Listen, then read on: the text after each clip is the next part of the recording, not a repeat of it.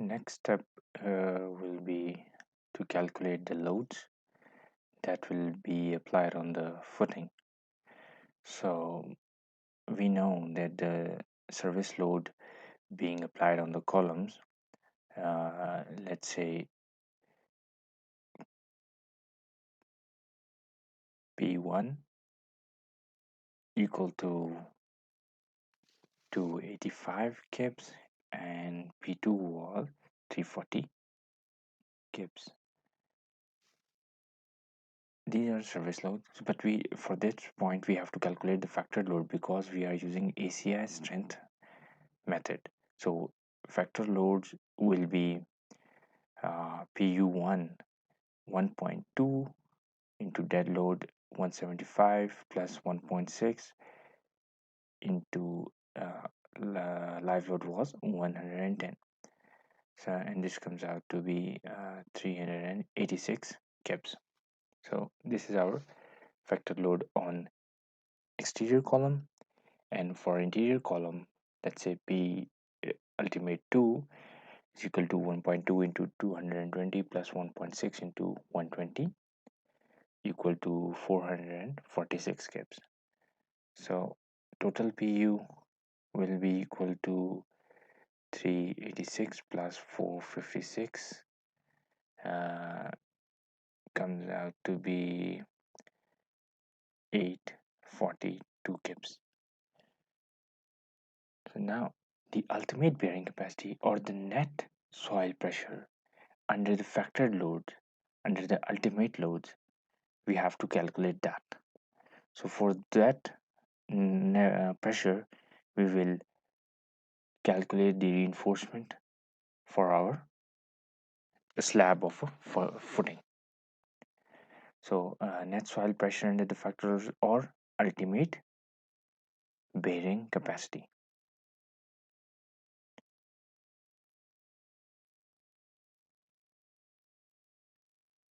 QU equal to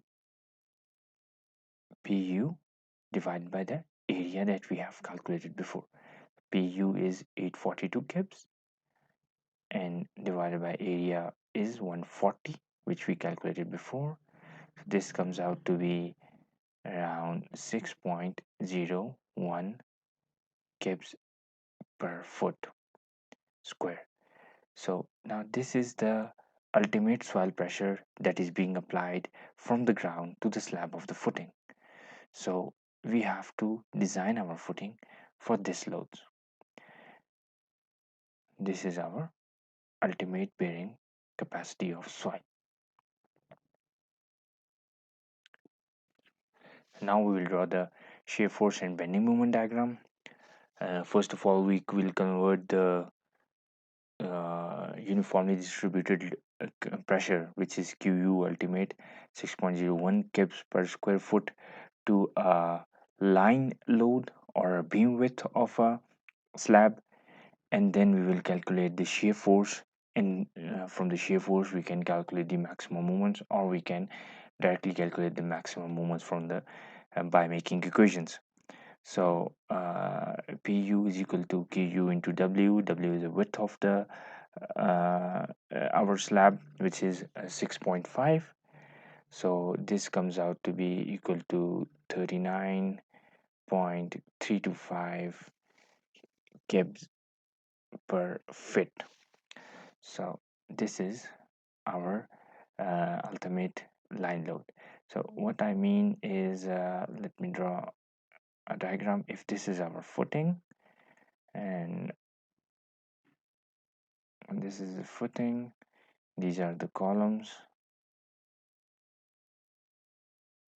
So I will take the load on a beam like this. So I converted per beam width or per fit of the width of the slab. This is 21.41 feet and this is 6.5 feet. So that's what I did basically. For simplicity, we will assume that the loads are being applied on the center of the column, by which we mean that we are neglecting the eccentricities also, and we can calculate the reaction at the center points. So by taking the loads upside down and applying the loads from the top of the slab, we can simply calculate the reaction at the center of the center of both the columns. So let me draw the diagram.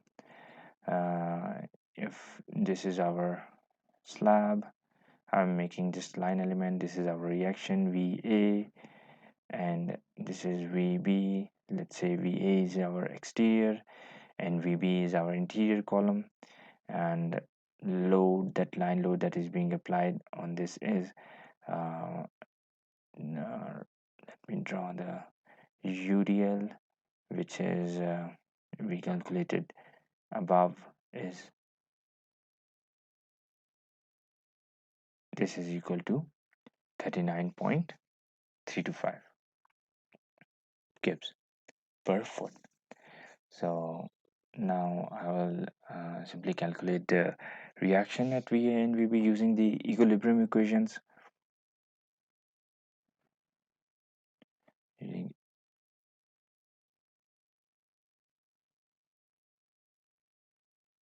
equations. Okay, so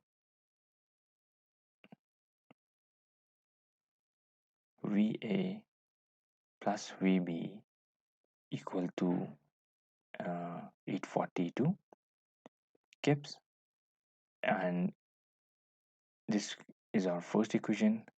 So taking moment, let's say clockwise is positive, MA is equal to 0. So VB equal to minus 39.325 multiply with 2 multiply 1. So because it's causing counterclockwise, I'm taking a negative, and plus 39.325. So the remaining distance is 19.41. Multiply with 19.41 divided by 2, because the load are being applied at the center of the UDL. So and divided by total, the distance between VA and VB is 16. So the answer is VB equal to 458 gibbs, and VA after subtracting from 842 will be 384 gibbs. So these are the reaction due to the line load. The next step is to analyze these loads and find the maximum shear force and bending moment diagram. So let me just draw this. Okay, so this dimension, remaining dimension, is will be 1.33 feet after subtracting 8-inch column, half of the column dimension, and from the other side also subtracting 10-inch, and this will be 2.57 feet. So I will just use the section method. By section method, I can calculate the shear forces from either left side or right side, and simply the area of the shear force will be our moment. So shear at 1.33 will be simply equal to 3.9 325 39.325 multiply with 1.33. So this will just give us our shear force. So this comes out to be 52.302.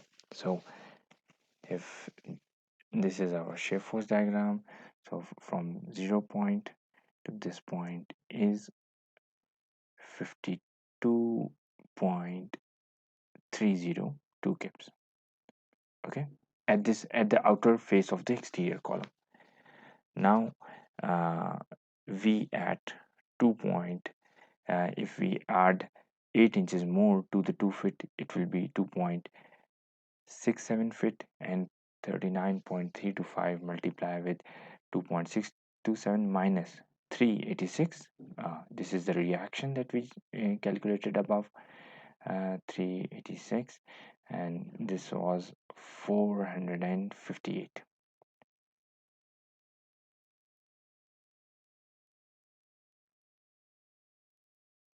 So now next point will be at this position. So this is equal to minus 281.0 kips. 281.0 kips. So from the right side, similarly, uh, we at 2.57. Now, as we are calculating from the right side, the sign convention will change, and the positive will become negative and negative will become positive. So this will be around 101.26, our first point, and V at 4.24. Similarly, for the in, second phase of the interior column. So this will be this is our 0 point, and this will be our first point, which is 101.26 kips, as we are doing from right side. So the sign convention has changed, and the other point, by adding 452 to it, it will come out to be 289.21 kips.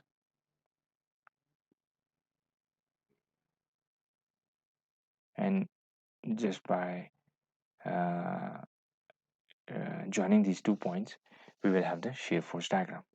And this is our point of counterflexion. At this point, the maximum moment will occur because the shear force is 0. And this is, we can say for now, it's x. Okay, so to calculate the maximum moment, I'll use my shear equation and put them equal to 0. As we know that the maximum moment is at the point where the shear force is 0. So putting the shear equation and putting it equal to 0 will give us maximum moment.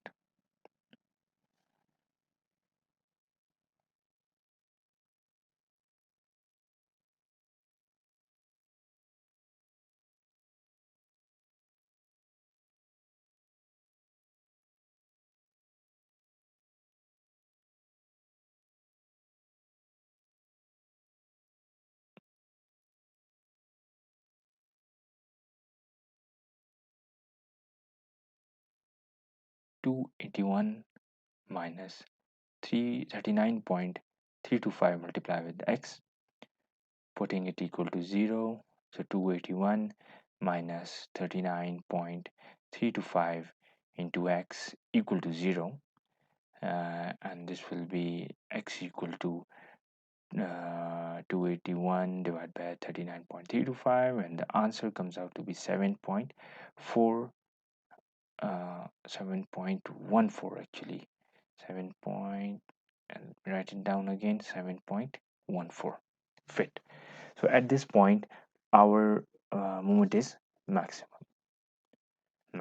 moment.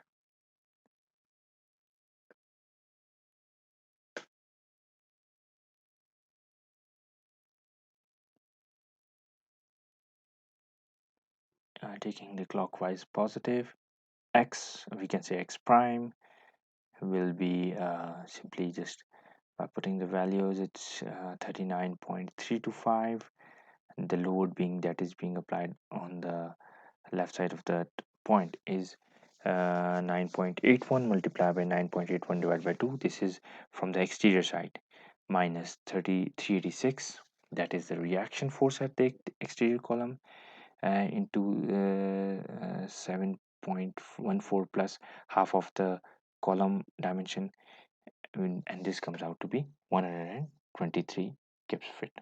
So this is our mx prime. or maximum moment. So for this, we can calculate our design reinforcement for flexure, and then we can provide the reinforcement. This is our maximum moment for flexure design. Draw the diagram. So at this point we have force, and at the point of contraflexure we have let me somewhat like this point. So negative moment can also be calculated, but we need right now the maximum moment, which is 1123 kips fit. So for this we can calculate our reinforcement. This is bending moment diagram. Step 4 will be to calculate the shear capacity of the slab of the footing, whether it is safe for two-way shear or punching shear or one-way shear. So we have to check the depth of the footing for shear. So there are two types of shear. One is one-way shear, which is also called beam shear. Another one is two-way shear. So let us calculate first of all one-way shear demand and capacity. So VU critical will be I am taking the interior column shear force, which is more as compared to the exterior column. So if it is safe for this, it will be also safer for the other side.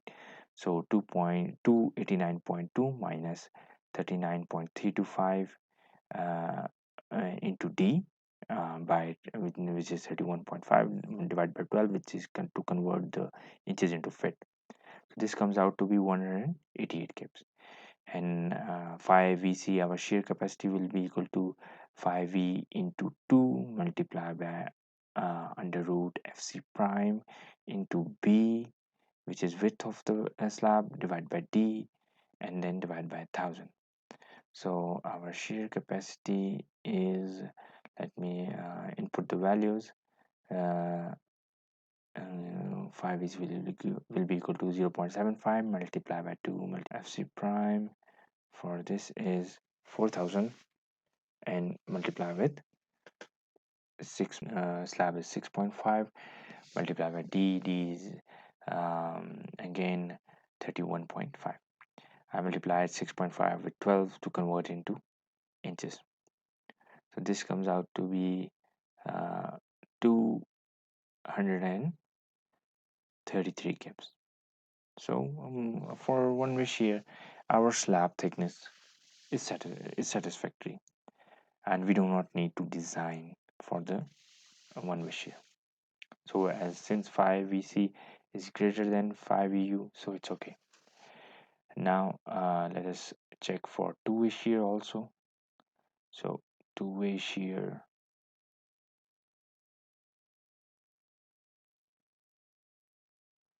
okay, so VU critical or and the demand of shear will be the load on that column minus the ultimate bearing capacity minus into our shear section, shear area. So as the column dimension is 20 inches by 20 inches, and this is d by 2, and this one is d by 2. So d is 20 inches, and this comes out to be 20 plus 31.5, and this is equal to 51.5. So for this we have to calculate our shear demand, and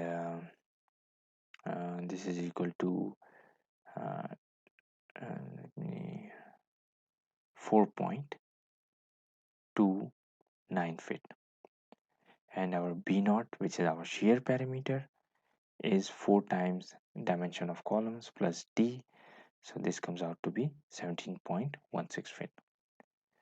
So demand will be equal to 4,456 was our reaction, the load that the affected load that is being applied on the column minus 6.05 ultimate bearing capacity multiplied with our critical area. This comes out to be 345 kips. This is our two-way shear. Now let's check the capacity. So the capacity, uh, shear capacity for two-way to avoid punching shear will be 5 VC equal to 5V into 4 multiplied with FC prime into B naught shear parameter into D divided by 1000 equal to inputting the value 0.75 multiplied with 4 under root 4000 multiplied with shear parameter is 17.16 multiplied with 31.5, and then we have to multiply with 12 also. So in order to calculate in caps, so this comes out to be 2131 caps. So then 5 EC is greater than our 5 EU, hence it is also okay for two-way shear. So we do not need to design for two-way shear also.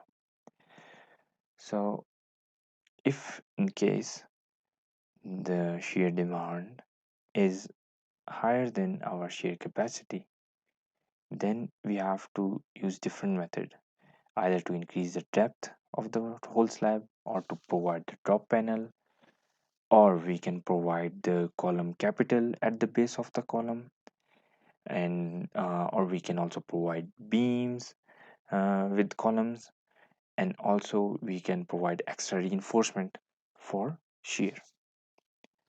So there are different methods that we have discussed in the punching shear video. You can check that out. So these are different alternatives to avoid punching shear. In step 5 will be design, and in designing we can simply, for flexure we will use the maximum moment, and for negative we can calculate the negative moment and then we can design for it. For flexure we have maximum moment of 1123 kips fit.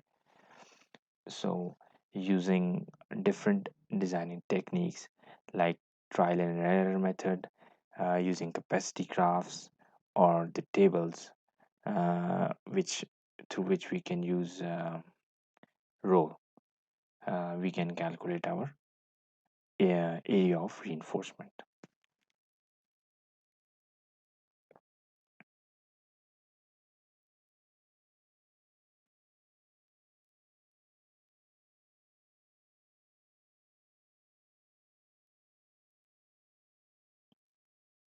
Using these three techniques we can simply calculate the area of reinforcement or area of steel required. So using trial and error method, I calculated that if our A is 1.80, the area comes out to be 7.98 inches. This is, however, a little bit conservative as compared to using capacity graphs or tables. So anyway, the area minimum for 60 grade steel is 0.018 into BH, and so this comes out to be 5.050 inch square, and this will be our for distribution bars. Now let us move to the final step, which is the detailing of the slab, or providing the reinforcement, because we have to understand that how we need to provide this reinforcement. So let me just draw the top reinforcement and then bottom reinforcement. So if top reinforcement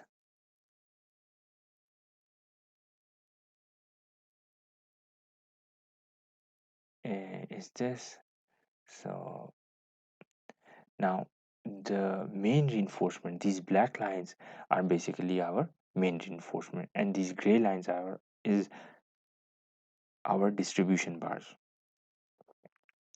So this is the slab of the column, and this is the upper mesh, reinforcement mesh of the steel. So this is our distribution bar, and one bar is alternative bars are curtailed or bent, that they are bent at the bottom of the uh, slab of footing.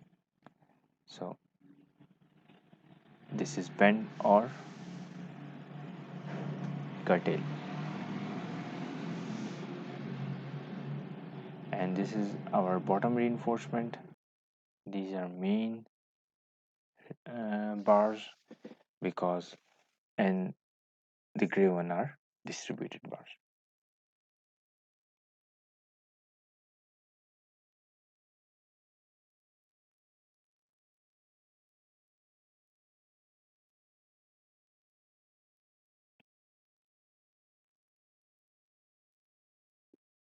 So if I draw the section of the slab, let me just,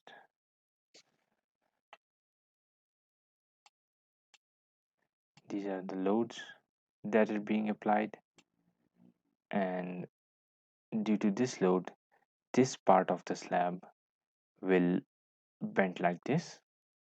So that's why we provide the main reinforcement, because there is tension in bottom part.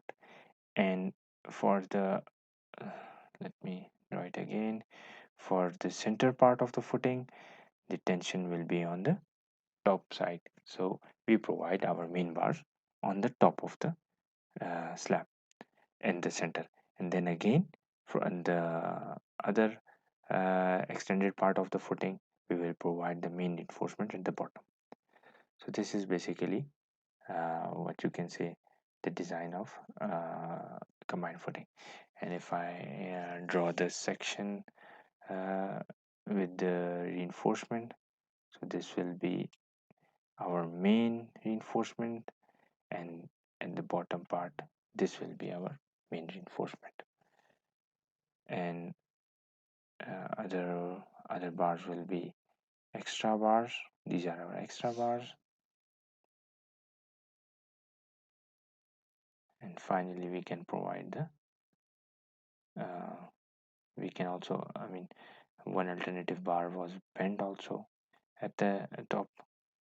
So, and then finally we can provide our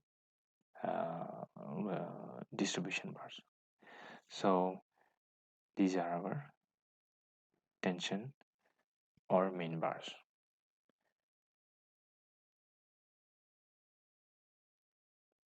So this is the design of combined footing. I hope you liked the video.